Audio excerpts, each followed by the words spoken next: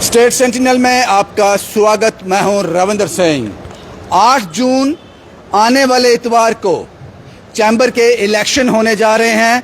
क्या कुछ तैयारी की है चैम्बर ने इसके लिए?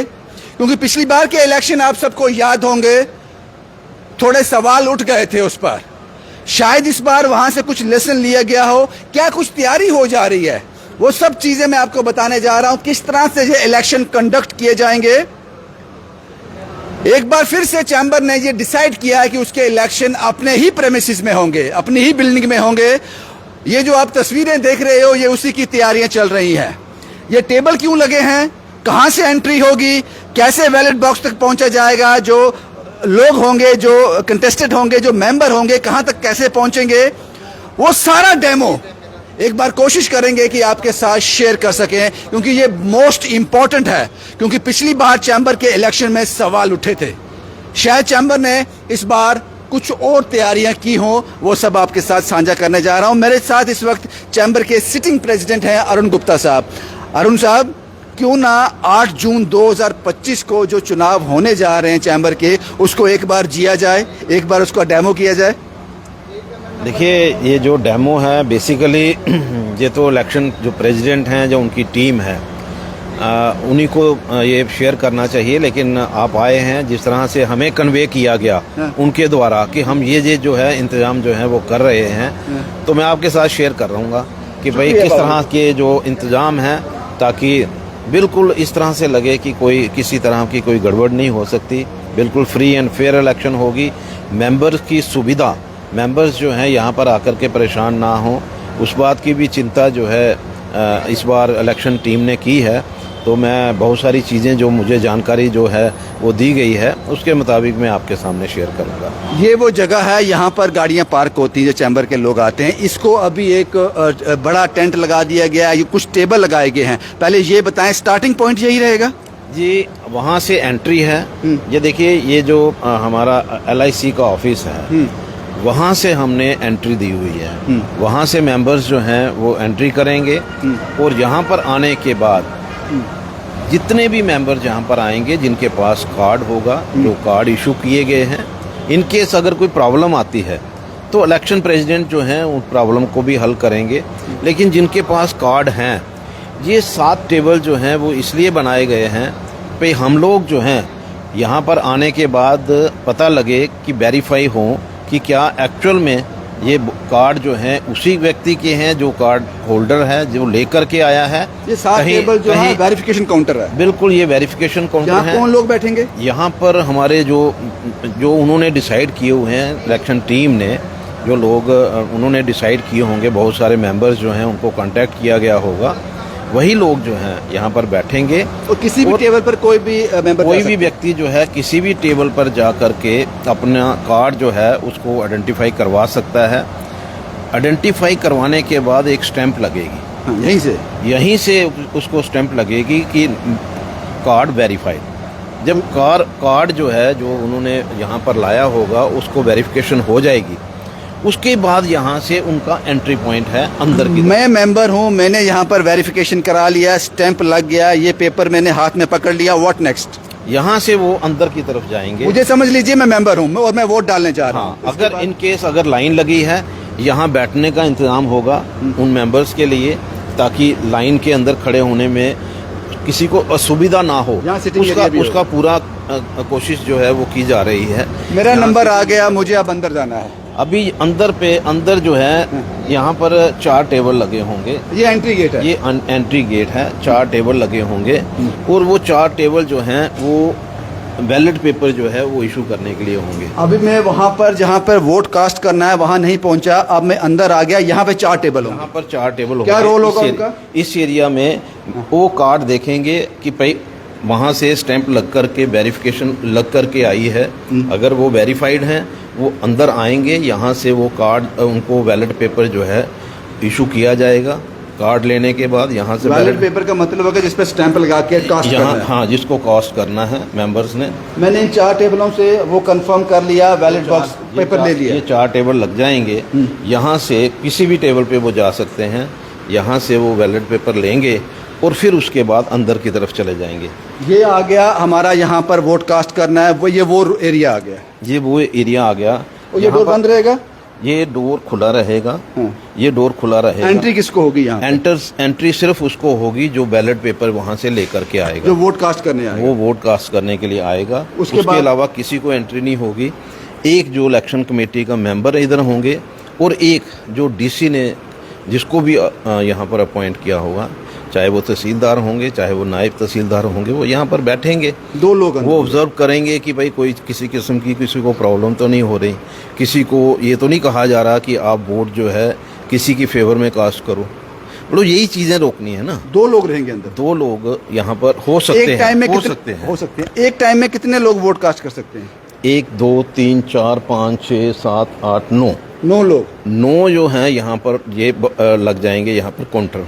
9 ये लोग काउंटर जो है, ये काउंटर जो है वो कवर होंगे। जैसे ईवीएम मशीन होती है वो कवर होती है, ऐसे ही ये कवर होंगे। यहाँ से सारा जो है वो ये कवर होगा ताकि किसी को पता नहीं हो किसको स्टैंप कर रहे हैं। यहाँ पर स्टैंप पड़ी होगी। स्टैंप लगाने के बाद ये मैंने स्टैंप कर दिया, इसको कर दिया, उसको फोल्ड करेंगे। हाँ। और यहाँ पर 4 बॉक्स लगे होंगे। ये सेंटर टेबल में, सेंटर टेबल पे 4 बॉक्स लगे होंगे। हाँ। किसी भी बॉक्स में वो जो है उसको उसके मतलब बीच में वो कास्ट कर सकते हैं। 4 में से किसी में भी वो अपने वोट डाल सकते हैं। मैंने वोट कास्ट कर दिया और इसके बाद क्या मैं वापस इसी गेट से वापस जाऊंगा जहाँ एंट्री हुई है? यहाँ से एंट्री पॉइंट जो एग्जिट पॉइंट जो है हाँ। वो यहाँ से है और यहाँ से होकर के ये जो यहाँ से दरवाज़ा जो जाएगा और जो नई बिल्डिंग है जो ऑडिटोरियम बन रहा है ये जो है ये आउट गेट है और ये अंदर जा कर के जो आउट गेट है जो हमारा ऑडिटोरियम बना हुआ है उससे एग्जिट होगा और उस साइड पे जा कर के खाना लगा होगा। जो भी व्यक्ति आएगा यहाँ कास्ट करने के बाद वहाँ पर खाना खाएगा और फिर अपने अपने डेस्टिनेशन में चला जाएगा। ये वोट कास्ट हो गया, प्रक्रिया खत्म हो गई, सबने अपना वोट कास्ट कर दिया। उसके बाद क्या? जब कास्ट कर दिया तो 5 बजे तक का टाइम है वोट कास्ट करने। स्टार्ट कितने बजे होगा जी? 10 बजे सुबह शुरू होगा। हाँ। 9 बजे एजीएम शुरू होगी। 10 बजे तक जो प्रक्रिया है हमारी वो कंप्लीट होगी। 10 बजे वोटिंग शुरू हो जाएगी और 5 बजे तक वोटिंग होगी। आधे घंटे का या 1 घंटे का जितना भी ब्रेक होगा चाय का और उसके बाद काउंटिंग शुरू हो जाएगी। और काउंटिंग में भी इन्होंने बड़ा फुल प्रूफ सिस्टम रखा हुआ है। सभी कैंडिडेट्स जो हैं उनको अलो नहीं किया जा रहा, जो कि इलेक्शन टीम ने हमें बताया है। जब हम लोग सभी बैठे हुए थे जो कंटेस्टिंग कैंडिडेट्स हैं जो उनको कन्वे किया गया है कि यहाँ पर अंदर किसी की एंट्री नहीं होगी, पहले उनकी एंट्री होगी जिनकी काउंटिंग होगी। यानी नीचे से शुरू होगी। मान लीजिए कि भाई कैशियर और सेक्रेटरी की जो है ये इन्होंने काउंटिंग शुरू की तो सिर्फ वही 2 लोग जो हैं उनके वही अंदर आएंगे। सेक्रेटरी अंदर आएगा, कैशियर अंदर आएंगे, कंटेस्टेंट होंगे और उनका एक मेंबर जो है जिसको वो अपना एजेंट बनाएंगे, काउंटिंग एजेंट, वो आएंगे। और उसके अलावा जो टीम होगी, जो काउंटिंग टीम होगी वो अंदर होगी। मीन टाइम में एडमिनिस्ट्रेशन के लोग रहेंगे काउंटिंग टाइम? बिल्कुल रहेंगे। हम तो देखिए हमारे लिए कोई इसमें हमें कोई प्रॉब्लम नहीं है। और इलेक्शन जो हमारी टीम है मुझे नहीं लगता है कि उनको भी इसमें कोई प्रॉब्लम है। हमने तो खुद लिखा है, डीसी साहब को भी लिखा है अभी कि कोर्ट ने जहां जो हमारे दूसरे काउंटर पार्ट के लोग हैं उन्होंने एक रिट दायर की थी कोर्ट में जो कि डिसमिस हो गई। उन्होंने यही डिमांड की थी कि भाई आप डीसी जो हैं वो उनके अंडर इलेक्शन होनी चाहिए। जबकि हमने मुझे लगता है कि इलेक्शन प्रेसिडेंट जो हैं जब चुने गए उन्होंने खुद ही डीसी को भी लिखा, डिपकॉम को भी लिखा, एसएसपी को भी लिखा।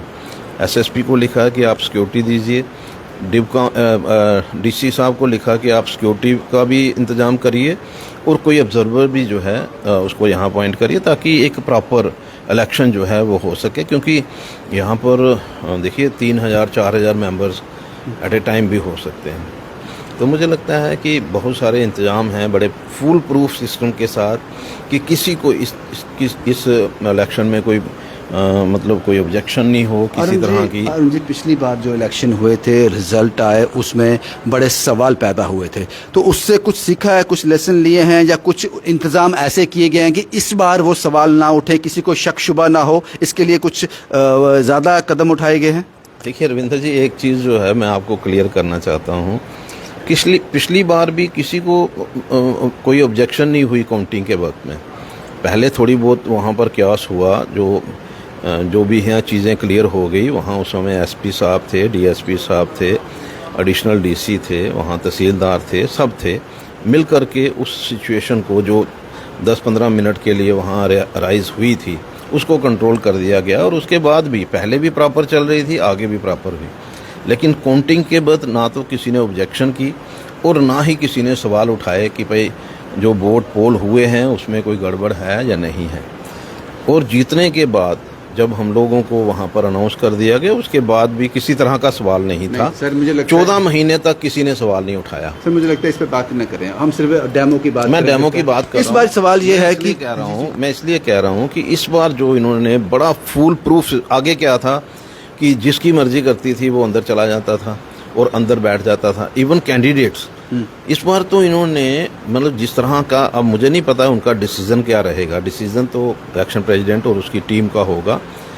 अगर उन्होंने एक बात कही कि अंदर एंट्री जो है वो नहीं होगी और सिर्फ ऑन डिमांड एंट्री होगी, अगर वो बाहर से कॉल करते हैं, प्रेसिडेंट करते हैं, जनरल सेक्रेटरी करते हैं कि मुझे एक बार विजिट करना है, प्रेसिडेंट जो इलेक्शन प्रेसिडेंट हैं वो जाएंगे, उनको ले करके आएंगे। अभी की ऑब्जेक्शन की जा रही है, कुछ मुझे लगता है ये सही भी होगा। कुछ चीज़ें जो हैं वो हो सकता है उसमें कोई छोटा मोटा कंप्रोमाइज़ जो है इलेक्शन टीम की तरफ से हो, मुझे नहीं पता अभी उसमें क्या है क्या नहीं है। लेकिन इतना क्लियर है कि जो इस समय इलेक्शन प्रेसिडेंट हैं, जो उनकी टीम है, उनके मन में सिर्फ एक ही बात है कि हमने एक एग्जाम्पल सेट करनी है यहाँ पर, ताकि किसी को भी, अभी उनकी एक डिमांड थी कि सीसीटीवी होने चाहिए, वो डिमांड मान ली गई। वो रिकॉर्ड में है, लाइव मोड में, रिकॉर्ड में भी है, लाइव मोड में भी होगा। वो जो मार्कर का इशू था उसमें कुछ काम कोई ऐसा इशू नहीं, इस बार स्टैंप होगी।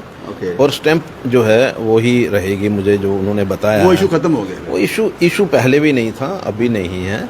लेकिन अगर क्रिएट करना हो तो कोई भी इलेक्शन जो है, कोई भी व्यक्ति जो है इशू क्रिएट कर सकता है। लेकिन मुझे लगता है कि जिस तरह से एक फुल प्रूफ सिस्टम जो है इस बार बनाया जा रहा है और लोगों को कन्वे किया जा रहा है कि आप आइए, वोट डालिए, अपनी मर्जी से वोट डालिए, और वोट डालने के बाद अच्छे से वो भोजन करिए और अपने अपने डेस्टिनेशन की तरफ चले जाइए। जो भी डिसीजन चैम्बर के मेंबर फैसला करे उसको मान लीजिए। हम तो उसी को मानने वाले हैं।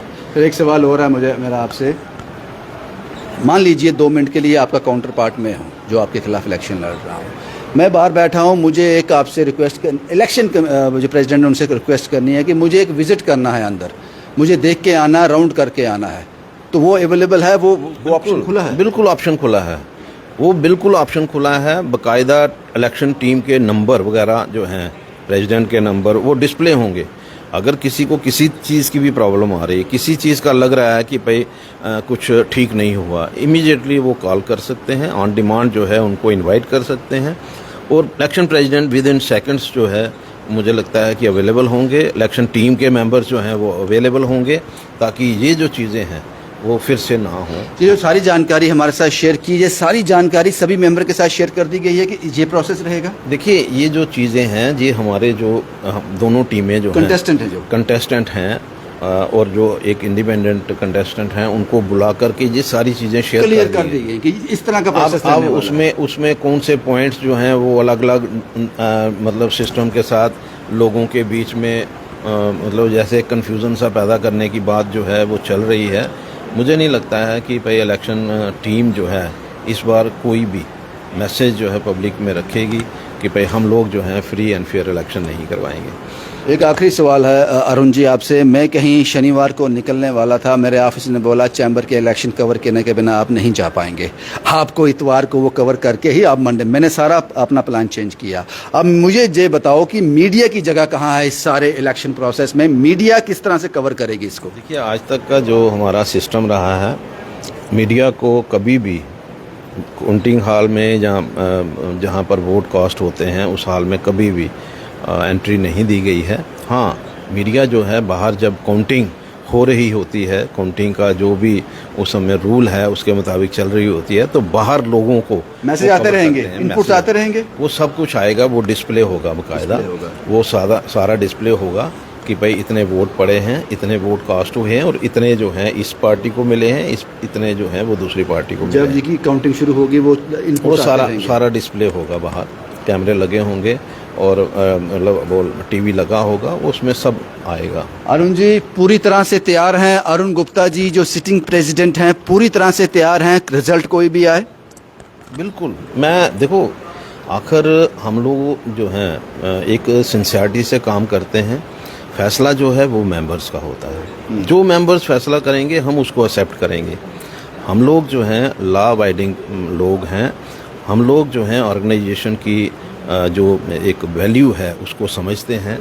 हम लोग कभी भी मतलब ऑर्गेनाइजेशन के खिलाफ ना पब्लिक में जाएंगे, ना एडमिनिस्ट्रेशन में जाएंगे, ना कहीं भी जाएंगे। लेकिन जो आपने इस वक्त इंतजाम किए हैं मुझे नहीं लगता कि सवाल उठेंगे, ऐसा लगता नहीं है। देखिए उठाने वाले उठाते हैं, हमें उसमें कोई एतराज़ नहीं है, लेकिन मुझे लगता है कि इस बार इलेक्शन टीम ने जिस तरह से फुल प्रूफ सिस्टम बनाया है, मैं तो पहले भी मुझे किसी भी हालात में मुझे कोई प्रॉब्लम नहीं है, किसी भी हालात में, क्योंकि मेंबर्स वोट डालना है, मेंबर्स ने डिसाइड करना है, मेंबर्स ने कि उनको कौन लोग चाहिए, कौन लोग जो हैं यहाँ जो हमारी जो इस समय की जो चैम्बर है, और ये चैम्बर जो है जिसका नाम जो है आगे कभी इतना नाम हुआ नहीं है, लेकिन चैम्बर हमेशा जो बिजनेसमैन के इशू हैं चाहे इंडस्ट्री के इशू हैं स्ट्रांगली पुट अप करती रही है।